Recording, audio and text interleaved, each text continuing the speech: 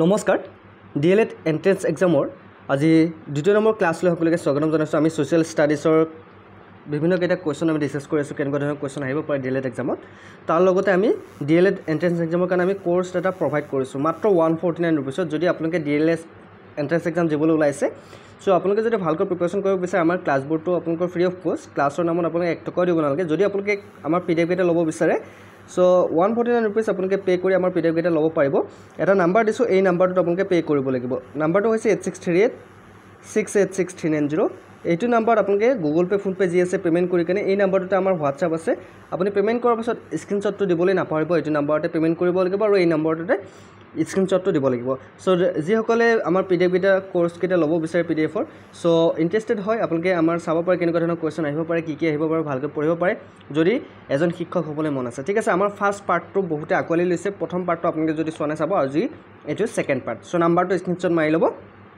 Okay, so দেৰি নকৰি আজি আমাৰ ক্লাছটো ষ্টাৰ্ট কৰিছোঁ প্ৰথমটো কুৱেশ্যনেৰে। প্ৰথমটো কুৱেশ্যন হৈছে, ভাৰতত দ্বৈত শাসন ব্যৱস্থা কোন আইনে প্ৰৱৰ্তন কৰিছিল? Which act introduce the concept of diarchy in India? অপশ্যনটো কোনটো শুদ্ধ হ'ব পাৰে ইয়াৰে? সো ইয়াৰে শুদ্ধ উত্তৰটো হৈছে option B, government of the Indian act 1919। ঠিক আছে, 1919 চনৰ যিখন ভাৰত চৰকাৰৰ আইন, সেই আইন অনুসৰি দ্বৈত শাসন ব্যৱস্থা প্ৰৱৰ্তন কৰা হৈছিল ভাৰতত। মনত ৰাখিব। Next question, which civilization is known for advance town planning? উন্নত নগৰ পৰিকল্পনাৰ বাবে কোনটো সভ্যতা জনাজাত? আপোনালোকে ইতিমধ্যে হিষ্ট্ৰী পঢ়িছে। হিষ্ট্ৰীত বিভিন্ন ধৰণৰ সভ্যতা আছে, মেচোপটেমিয়া আছে, হৰপ্পা আছে, হয়নে নহয়? গতিকে Vedic civilization, Maurya civilization, Harappa civilization, Gupta civilization, ইয়াৰ ভিতৰত কোনে উন্নত নগৰ পৰিকল্পনাৰ লগত জড়িত হৈ আছে? কাৰেক্ট এনচাৰটো হৈছে অপশ্যন চি, হৰপ্পা সভ্যতা বা হৰপ্পান চিভিলাইজেশ্যন। ঠিক আছে, হৰপ্পা চিভিলাইজেশ্যনৰ যি নগৰ পৰিকল্পনা তেওঁলোকৰ উন্নত আছিল। ঠিক আছে, তেওঁলোকৰ ঘৰৰ পৰা আদি কৰি, ৰাস্তাৰ পৰা আদি কৰি একদম পৰিকল্পিতভাৱে বনোৱা হৈছিল। সেইকাৰণে আপোনালোকে যদি হিষ্ট্ৰীত পঢ়ে হৰপ্পান চিভিলাইজেশ্যনৰ কথা, চ' আপোনালোকে গমেই পাব। Next question, who is regarded as the father of Indian constitution? ভাৰতীয় সংবিধানৰ জনক বুলি কাক কোৱা হয়? আমি অলৰেডি পাই আহিছোঁ, আমাৰ যিখন সংবিধান আছে ভাৰতৰ, সেই সংবিধানৰ জনক বুলি কাক কোৱা হয়? য়েছ, বি আৰ আম্বেদকাৰ। কাক কোৱা হয়? বি আৰ আম্বেদকাৰক আমাৰ ভাৰতীয় সংবিধানৰ জনক বুলি কোৱা হয় বা father of the Indian constitution বুলি কোৱা হয়। মনত ৰাখিবা, বহুত ইম্পৰ্টেণ্ট হয়। Next question, which is the longest river in India? ভাৰতৰ আটাইতকৈ দীঘল নদীখনৰ নাম কি? মনত ৰাখিবা কিন্তু, ভাৰতৰ আটাইতকৈ দীঘল নদী বুলি ক'লে গংগা নদীখনৰ নাম মনত আহে। ঠিক আছে, গংগা নদীখনক ভাৰতৰ আটাইতকৈ দীঘল নদী বুলি কোৱা হয়। Next question, who was the first president of India? ভাৰতৰ প্ৰথম ৰাষ্ট্ৰপতি কোন আছিল? ডক্টৰ ৰাজেন্দ্ৰ প্ৰসাদ। যোৱাটো ক্লাছতো মই কৈছিলোঁ যে ভাৰতৰ প্ৰথম ৰাষ্ট্ৰপতি কোন আছিল? ডক্টৰ ৰাজেন্দ্ৰ প্ৰসাদ। মনত থাকিবনে? Next question, which planet is known as the red planet? ৰঙা গ্ৰহ বুলি বা ৰেড প্লেনেট বুলি কোনটো গ্ৰহক কোৱা হয়? ৰেড প্লেনেট বুলি মংগল গ্ৰহ বা মাৰ্চক কোৱা হয়। কোনটো গ্ৰহক কোৱা হয়? মংগল গ্ৰহক ৰেড প্লেনেট বুলি কোৱা হয়। মনত ৰাখিব। Next question, in which year did India become a Republic? Bharat কেতিয়া গণৰাজ্য হৈ পৰিছিল? গণৰাজ্য ৰাষ্ট্ৰ হিচাপে ভাৰত কেতিয়া পৰিগণিত হৈছিল? ইয়াৰ শুদ্ধটো হৈছে কিমান চনত? 1950, 1950 চনত। আৰু 1947 চনত ভাৰত স্বাধীন হৈছিল আৰু 1950 চনত গণৰাজ্য হিচাপে পৰিগণিত হৈছিল। ভাৰতৰ মছলা উদ্যান বা স্পাইচ গাৰ্ডেন বুলি কোনখনক জনা যায়? কোনখন ষ্টেটক জনা যায়? আমি অলৰেডি ডিছকাছ কৰিছোঁ কেৰালাক। ঠিক আছে, কেৰালাক কি বুলি কোৱা হয়? ভাৰতৰ স্পাইচ গাৰ্ডেন বা মছলা উদ্যান বুলি জনা যায়। Next question, what is the currency of Bangladesh? বাংলাদেশৰ মুদ্ৰাক কি বুলি জনা যায়? বিভিন্ন দেশৰ মুদ্ৰাৰ কথা আহিব পাৰে কিন্তু দেই। বাংলাদেশৰ মুদ্ৰাক কি বুলি কোৱা হয়? টকা বুলি কোৱা হয়। কি বুলি কোৱা হয়? টকা বুলি কোৱা হয়। মনত থাকিবনে? Next question, which organ of the government makes law? চৰকাৰৰ কোনটো অংগই আইন প্ৰণয়ন কৰে? বিভিন্ন ধৰণৰ আইন প্ৰণয়ন কৰে, হয়নে নহয়? কোনটো অংগই আইন প্ৰণয়ন কৰে চৰকাৰ? Executive, legislature, judiciary, election commissioner? মনত ৰাখিব, শুদ্ধ উত্তৰটো হৈছে বিধায়িক। ঠিক আছে, লেজিছলেচাৰ বা বিধায়িকা হৈছে চৰকাৰৰ এটা অংগ আৰু এই অংগই আইন প্ৰণয়ন কৰে। মনত ৰাখিবনে? চ' আপোনালোকে যদি এনেকুৱা ধৰণৰ কুৱেশ্যন আমাৰ গোটেই কোৰ্চটো ল'ব বিচাৰে, মাত্ৰ 149 ৰুপিজ, বেছি নহয়, বহু পইচা আপোনালোকে এনে খাটাইছে। যদি আপোনালোকে এক্সামটো ভালকৈ দিব বিচাৰে, যদি ক্লাছটো কৰি ভাল পাইছে বা আপোনালোকৰ লাভ হ'ব বুলি ভাবিছে তেতিয়াহ'লে আপোনালোকে আমাৰ কোৰ্চটো বা PDF কেইটা ল'ব পাৰে PDF কেইটা আপোনালোকে হোৱাটছআপতে পাব যদি ইণ্টাৰেষ্টেড হয় এই নাম্বাৰটোত আপোনালোকে 149 গুগল পে ফোন পে যি আছে আপোনালোকে এইটো নাম্বাৰত জিপে ফোন পে কৰি কিনে এইটো নাম্বাৰতে আপোনালোকে হোৱাটছআপত স্ক্ৰীনশ্বটটো দি দিব আপোনালোকে সম্পূৰ্ণ DLED কোৰ্চৰ কোৰ্চকেইটা পাই যাব ঠিক আছে আমাৰ নাম্বাৰটো হৈছে 8638686390 নাম্বাৰটো ভুল নকৰিব next question What is the main function of the Election Commission of India? ভাৰতীয় নিৰ্বাচন আয়োগৰ মুখ্য কাম কি আমাৰ ভাৰতত যে নিৰ্বাচন আয়োগ আছে ইয়াৰ মুখ্য কাম কি Of course আমি সকলোৱে জানো নিৰ্বাচন চলোৱা হয় না নিৰ্বাচন আয়োগৰ মুখ্য কাম হৈছে কণ্ডাক্ট ইলেকশ্যন বা নিৰ্বাচন চলোৱা নেক্সট কোৱেশ্চন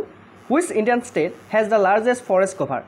ভাৰতৰ কোনখন ৰাজ্যত আটাইতকৈ বেছি ফৰেষ্ট বা জংঘল আছে মধ্যপ্ৰদেশ অৰুণাচল প্ৰদেশ অসম ৰাজস্থান কাৰেক্ট এনসাৰটো হৈছে মধ্যপ্ৰদেশত ভাৰতৰ আটাইতকৈ বেছি জংঘল বা অৰণ্য আছে forest next question who lead the salt March in 1930 আপোনালোকে জানে 1930 চনত লোন আইন ভংগ হৈছিল হয় না নহয় লোন আইন ভংগ অভিযান কোনে নেতৃত্ব কৰিছিল কিমান চনত হৈছিল চনটো আহিব পাৰে মনত ৰাখিবা 1930 লোন আইন ভংগ আইন হৈছিল কাৰ নেতৃত্বত আমি সকলোৱে গম পাওঁ মহাত্মা গান্ধীৰ নেতৃত্বত হয় না মহাত্মা গান্ধীৰ নেতৃত্বত 78 জন অনুগামী লৈ মহাত্মা গান্ধীয়ে যে লোন আইন ভংগ কৰিছিল হেতু আপোনালোকে হয়তো সকলোৱে জানে কিমান চনত হৈছিল 1930 চনত হৈছিল মনত ৰাখিব next question which article of the Indian constitution deals with fundamental right ভাৰতীয় সংবিধানৰ কোনটো অনুচ্ছেদে মৌলিক অধিকাৰৰ বিষয়ে কথা কয় বা মৌলিক অধিকাৰৰ বিষয়ে আলোচনা কৰে বিভিন্ন ধৰণৰ আৰ্টিকলৰ ওপৰত আমি পঢ়িব লাগিব আৰ্টিকল বহুত ইম্পৰ্টেন্ট কোনটো অনুচ্ছেদত কি আছে শিক্ষাৰ অধিকাৰ কোনটো আৰ্টিকলত আছে হয় নে নহয় গতিকে ভাৰতীয় সংবিধানৰ কোনটো অনুচ্ছেদ মৌলিক অধিকাৰৰ লগত জড়িত হৈ আছে ইয়াৰ শুদ্ধ উত্তৰটো হৈছে আৰ্টিকল 12 ৰ পৰা 35 লৈ গতিকে আৰ্টিকল 12 to 35 আমাৰ ভাৰতীয় সংবিধানৰ মৌলিক অধিকাৰৰ লগত জড়িত হৈ আছে What is the capital of Assam অসমৰ ৰাজধানী কি আমি সকলোৱে জানো দিছপুৰ নেক্সট কোৱেশ্চন ভাৰতৰ আটাইতকৈ সৰু ৰাজ্য কোনখন এখন আমি যোৱা ক্লাছত ডিসকাস কৰিছিলো গোৱা হৈছে ভাৰতৰ আটাইতকৈ সৰু ৰাজ্য okay next question What is the term of the lower house of the Indian Parliament ভাৰতীয় সংসদৰ নিম্ন কক্ষৰ সংসদনক কি বুলি কোৱা হয় বা ভাৰতীয় সংসদৰ নিম্ন সদনক কোনখন ৰাজ্যসভা লোকসভা বিধানসভা পঞ্চায়ত নিম্ন সদন বুলি ক'লে বা লোৱাৰ হাউস বুলি ক'লে কোনখনক বুজা যায় ভাৰতীয় সংসদৰ সেইখন হৈছে লোকসভা ৰাজ্যসভা হৈছে উচ্চ সদন নিম্ন সদন হৈছে লোকসভা মনত ৰাখিবা next question which Indian leader is known as the iron man of India তুমি যোৱা ক্লাছত ডিসকাস কৰিছিলো আইৰন ম্যান বুলি ক'লে চৰ্দাৰ বল্লভভাই পেটেলক কোৱা হয় ঠিক আছে next question What is the main language spoken in Assam অসমত অসমীয়া ভাষাই কোৱা হয় গতিকে অসমত মুখ্য ভাষা হৈছে অসমীয়া ভাষা next question Which is the largest desert in India ভাৰতৰ আটাইতকৈ ডাঙৰ মৰুভূমিখনৰ নাম হৈছে থাৰ মৰুভূমি ঠিক আছে next question Who was the first prime minister of India ভাৰতৰ প্ৰথম প্ৰধানমন্ত্ৰীৰ নাম আমি সকলোৱে জানো জৱাহৰলাল নেহৰু হয় নে নহয় নামটো মনত ৰাখিবা next question Which movement was launched by Gandhi in 1942 গান্ধীয়ে 1942 চনত কোনটো আন্দোলন আৰম্ভ কৰিছিল ভাৰত ত্যাগ আন্দোলন যাক আমি কুইট ইণ্ডিয়ান মুভমেন্ট বুলি কোৱা হয় What is the national bird of India ভাৰতৰ ৰাষ্ট্ৰীয় চৰাই কোনটো ময়ূৰ চৰাই হৈছে ভাৰতৰ ৰাষ্ট্ৰীয় চৰাই যাক ইংৰাজীত কি বুলি কোৱা হয় পিকক বুলি কোৱা হয় ভাৰতৰ ৰাষ্ট্ৰীয় চৰাই হৈছে ময়ূৰ next question Which river is known as the Sora of Bihar Sora of Bihar বুলি কোনখন নদী কোৱা হয় হেতু আমি গম পাব লাগিব কোচি নদীখনক Sora of Bihar বুলি কোৱা হয় যোৱাটো ক্লাছত আমি এইটো কোৱেশ্চন দিছিলো Who wrote the Indian national anthem ভাৰতৰ ৰাষ্ট্ৰীয় সংগীতটো বঙ্কিম চন্দ্ৰ চেটাৰ্জীয়ে নহয় ৰবীন্দ্ৰনাথ ঠাকুৰে লিখিছিল বা ৰচনা কৰিছিল গতিকে অপচন বি হ'ব correct answer Which Indian leader is known as the Iron Man of India এইটো আমি এইমাত্ৰ ডিসকাস কৰিছো Sardar Vallabhbhai Patel What is the capital city of Arunachal Pradesh Arunachal প্ৰদেশৰ ৰাজধানী কি এটো আমি সকলোৱে গম পাব লাগিব অৰুণাচল প্ৰদেশৰ ৰাজধানী হৈছে ইটানগৰ ঠিক আছে ইটানগৰ খুদিব পাৰে কোনখন ষ্টেটৰ ৰাজধানী অৰুণাচল প্ৰদেশ ভাৰতৰ প্ৰথম মহিলা প্ৰধানমন্ত্ৰী হৈছে প্ৰতিভা পাটেল আপোনালোকে মনত ৰাখিব ইন্দিৰা গান্ধী মোক কোৱাত ভুল হৈছে প্ৰতিভা পাটেল হৈছে প্ৰথম ৰাষ্ট্ৰপতি মহিলা আৰু ইন্দিৰা গান্ধী হৈছে প্ৰথম মহিলা প্ৰধানমন্ত্ৰী ঠিক আছে মোক কোৱাত ভুল হৈছিল উল্লেখলত হৈ গৈছিল next question Which Indian festival is known as the festival of light গতিকে ভাৰতৰ কোনটো উৎসৱক পোহৰৰ উৎসৱ বুলি কোৱা হয় আমি সকলোৱে গম পাওঁ দিৱালী যেটো উৎসৱ তাক পোহৰৰ উৎসৱ বুলি কোৱা হয় Who is called as the missile man of India missile man বুলি কাক কোৱা হয় ভাৰতৰ মনত ৰাখিবা missile man বুলি কাক কোৱা হয় APJ আব্দুল কালাম তেখেতক কি বুলি কোৱা হয় missile man বুলি কোৱা হয় Which article of the Indian Constitution abolishes untouchability ভাৰতীয় সংবিধানৰ কোনটো অনুচ্ছেদে অশ্ৰুত বিলুপ কৰে মানে আনষ্টেবিলিটি এটা হৈছে কোনটো অনুচ্ছেদ অপচন বি 17 নম্বৰ অনুচ্ছেদে ঠিক আছে আনটাচেবিলিটি লগত জড়িত next question who was the last governor general of independent India স্বাধীন ভাৰতৰ শেষ গভৰ্ণৰ জেনেৰেল কোন আছিল সেইজন হৈছে শ্ৰী ৰাজাগোপালচাৰী স্বাধীন ভাৰতৰ শেষ গভৰ্ণৰ জেনেৰেল আছিল which year did the Indian National Congress from the government the first time কোন বছৰত ভাৰতীয় ৰাষ্ট্ৰীয় কংগ্ৰেছ প্ৰথমবাৰৰ বাবে চৰকাৰ গঠন কৰিছিল এইটো কিন্তু বহুত ইম্পৰ্টেণ্ট কুৱেশ্যন সেয়া চনটো হৈছে 1937 চনত ঠিক আছে নেক্সট কুৱেশ্যন ভাৰতৰ আটাইতকৈ ডাঙৰ ৰাজ্য কোনখন সৰুখনৰ আমি কথা গম পালোঁ সৰুখন ৰাজ্য হৈছে ভাৰতৰ গোৱা হৈছে ভাৰতৰ আটাইতকৈ সৰু ৰাজ্য আৰু ডাঙৰখন হৈছে ৰাজস্থান ভাৰতৰ আটাইতকৈ ডাঙৰ ৰাজ্যখন হৈছে ৰাজস্থান আৰু সৰু ৰাজ্যখন হৈছে Goa who founded the city of Guwahati চহৰখন কোনে প্ৰতিষ্ঠা কৰিছিল এইটো কিন্তু বহুত ইম্পৰ্টেণ্ট কুৱেশ্যন ভগদত্ত নৰকাসুৰ গণেশ্বৰ শালস্তম্ভ গতিকে ইয়াৰ ভিতৰত শুদ্ধ উত্তৰটো হৈছে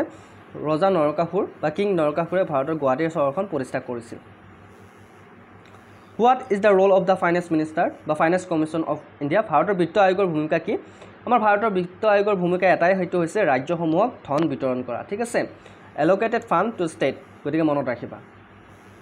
social studies বহুত ইম্পৰ্টেণ্ট কুৱেশ্যন আমি ডিছকাছ কৰিছোঁ আপোনালোকে কেনেকুৱা পাইছে ক্লাছটো জনাবলৈ নাপাৰিব আৰু নেক্সট পাৰ্ট লাগে নালাগে আপোনালোকে কমেণ্ট কৰিব আৰু আপোনালোকে যদি আমাৰ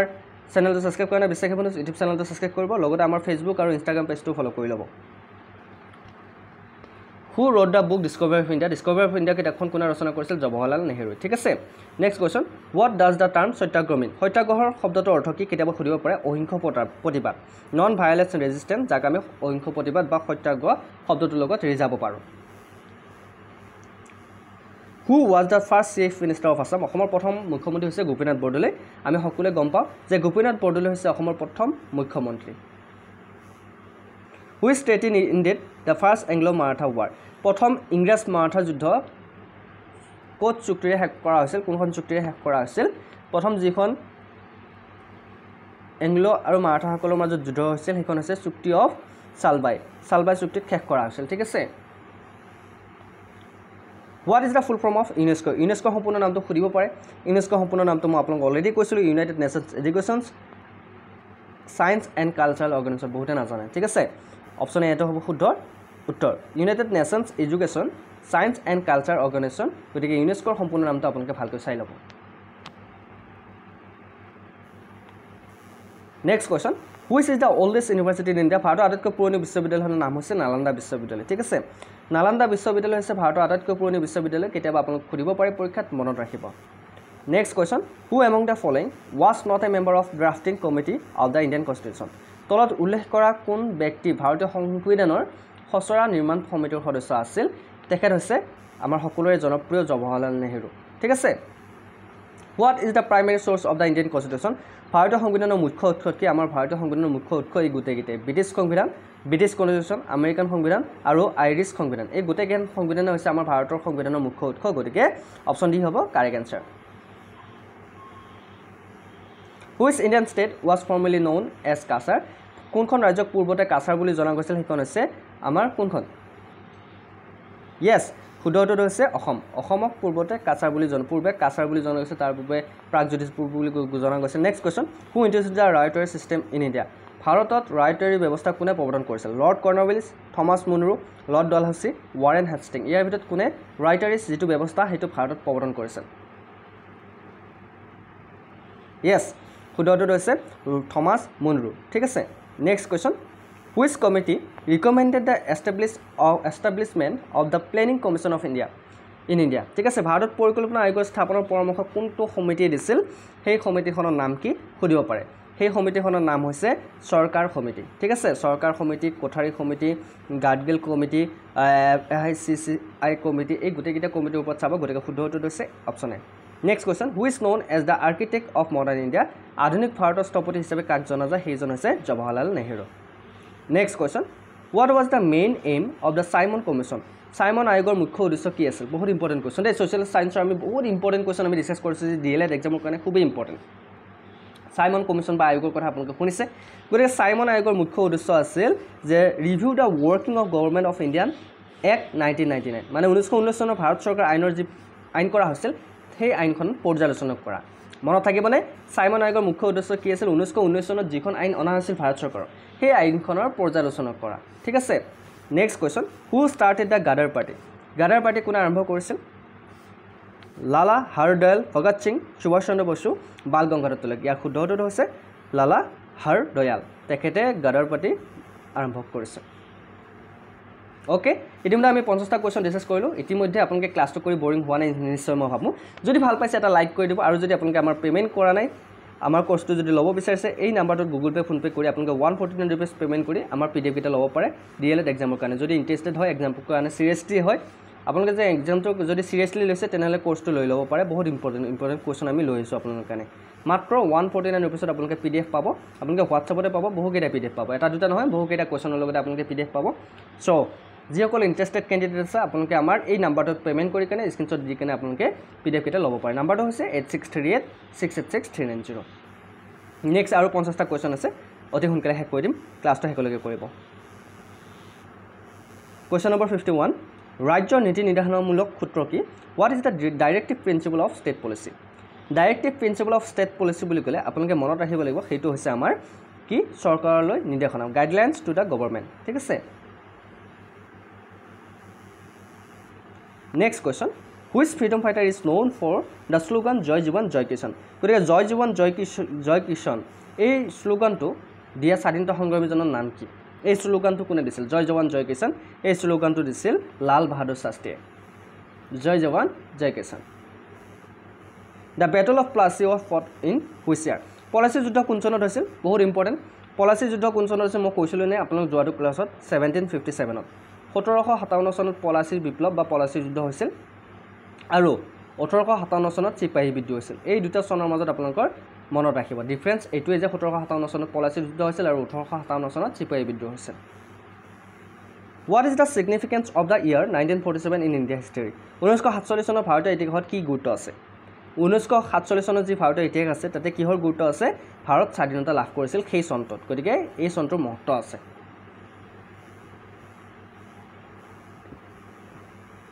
What is the main source of the Brahmaputra river? Brahmaputra নদীৰ মুখ্য উৎস ক'ৰ পৰা আহে কি উৎস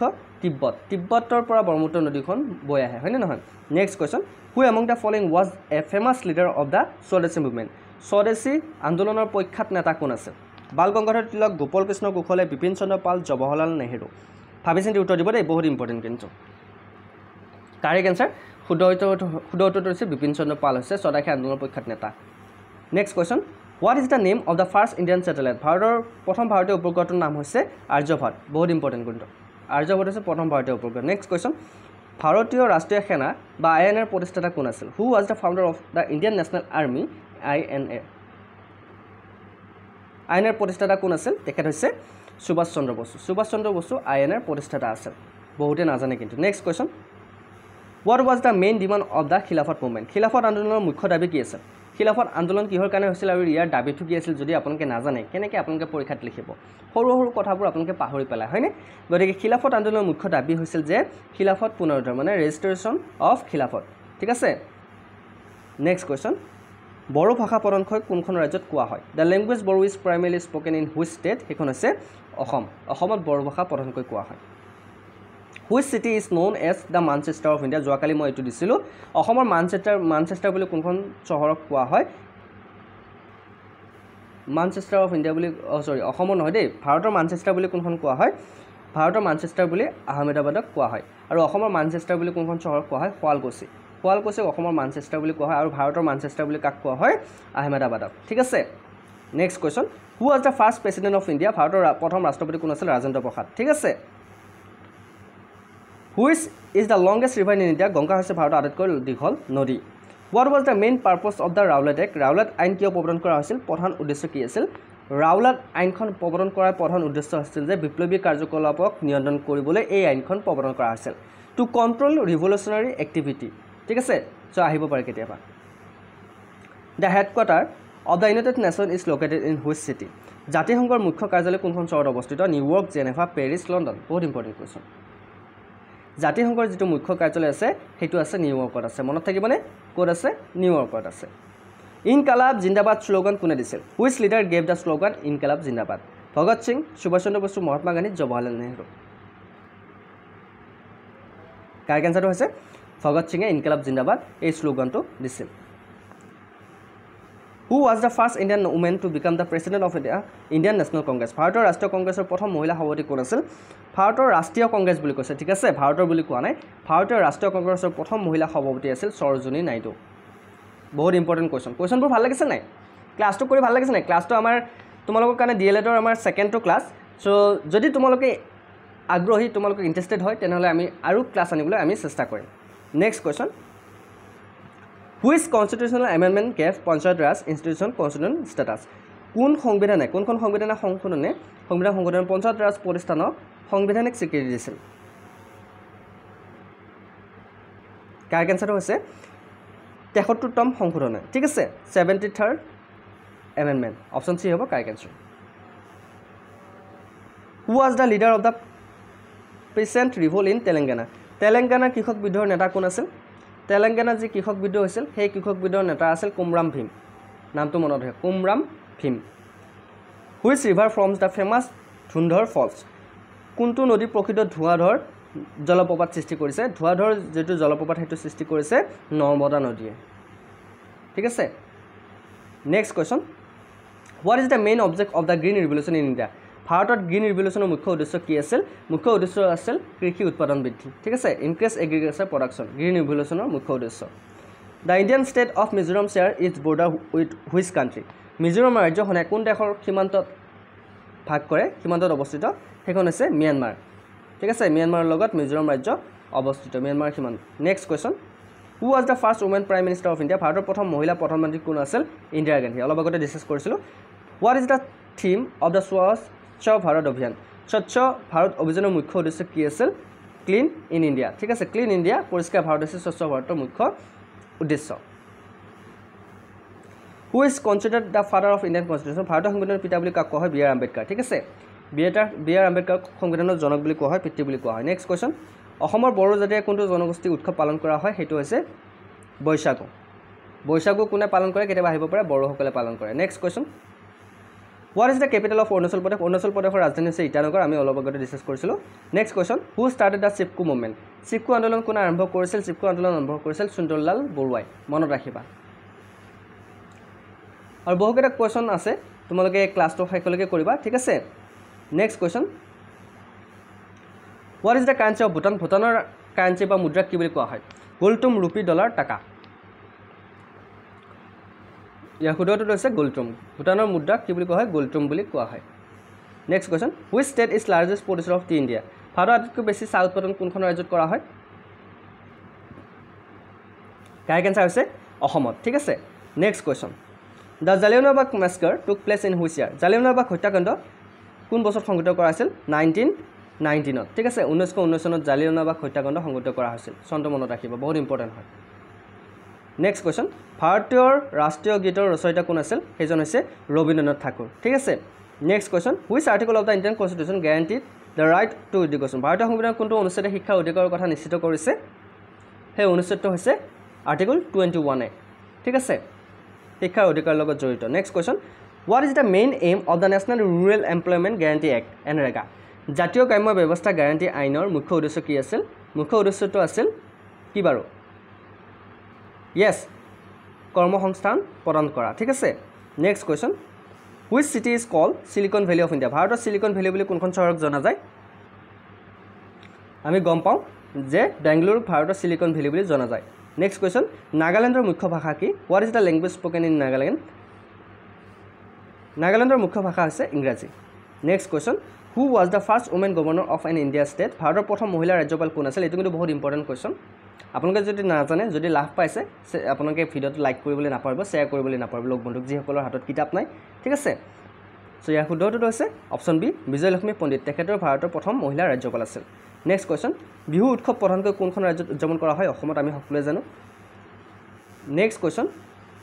which movement was started by Mahatma Gandhi in 1930 Mahatma গান্ধীয়ে 1930 চনত কোনটো আন্দোলন আৰম্ভ কৰিছিল সেই আন্দোলনটোৰ নাম হৈছে অসহযোগ আন্দোলন কিমান চনত আৰম্ভ কৰা হৈছিল 1930 চনত আৰম্ভ কৰা হৈছিল next question which is the highest civilian award in India ভাৰতৰ আটাইতকৈ শ্ৰেষ্ঠ ৰাজহুৱা বঁটা কোনটো ভাৰতৰ আটাইতকৈ শ্ৰেষ্ঠ ৰাজহুৱা বঁটাটোৰ নাম হৈছে ভাৰত ৰত্ন ঠিক আছে next question who wrote the Indian National Congress tryst with destiny speech ভাৰতীয় ৰাষ্ট্ৰীয় কংগ্ৰেছৰ ট্ৰাইষ্ট উইথ ডেষ্টিনি ভাষণ কোনে লিখিছিল জৱাহৰলাল নেহৰুৱে লিখিছিল অসম কোনটো খনিজ সম্পদৰ বাবে প্ৰসিদ্ধ তেলৰ বাবে অসমত প্ৰচুৰ পৰিমাণে তেল পোৱা যায় next question what was the main aim of the quit India movement Bharat ত্যাগ আন্দোলনৰ মুখ্য উদ্দেশ্য কি আছিল ব্ৰিটিছসকলক ভাৰতৰ পৰা হেৰি পঠোৱা আৰু সম্পূৰ্ণ স্বাধীনতা দাবী কৰা ঠিক আছে to demand complete independence next question what is the form of the government in India ভাৰতৰ শাসনৰ ধৰণ কি আমাৰ ভাৰতৰ যিখন শাসন আছে সেই শাসনখন হৈছে পাৰ্লিমেণ্টাৰী ডেমক্ৰেচি বা সংসদীয় গণতন্ত্ৰ next question who was the first chief minister of Assam এইটো আমি অলৰেডি ডিছকাছ কৰিছোঁ Gopinath Bordoloi which Indian leader is known as Netaji গতিকে নেতাজী বুলি আমি কাক চিনি পাওঁ সুভাষ চন্দ্ৰ বসুক আমি নেতাজী বুলি চিনি পাওঁ নেক্সট কোৱেশ্চন ভাৰতৰ সংসদৰ কিমানটা গৃহ আছে দুটা গৃহ আছে ঠিক আছে the parliament of Indian constitution how many house দুটা হাউচ আছে লোৱাৰ হাউচ আৰু upper house next question discovery of India নামৰ কিতাপখন জৱাহৰলাল নেহৰুৱে লিখিছিল ঠিক আছে next question which Indian city is famous for the তাজমহলৰ বাবে আগ্ৰা জনাজাত next question the Indian freedom movement was inspired by which ideology ভাৰতীয় স্বাধীনতা আন্দোলন কোনটো মতবাদৰ দ্বাৰা প্ৰেৰিত হৈছিল সেই মতবাদটো হৈছে ৰাষ্ট্ৰবাদ ঠিক আছে নেশ্যনেলিজিম চ' এয়া আছিল আজি 100টা আমাৰ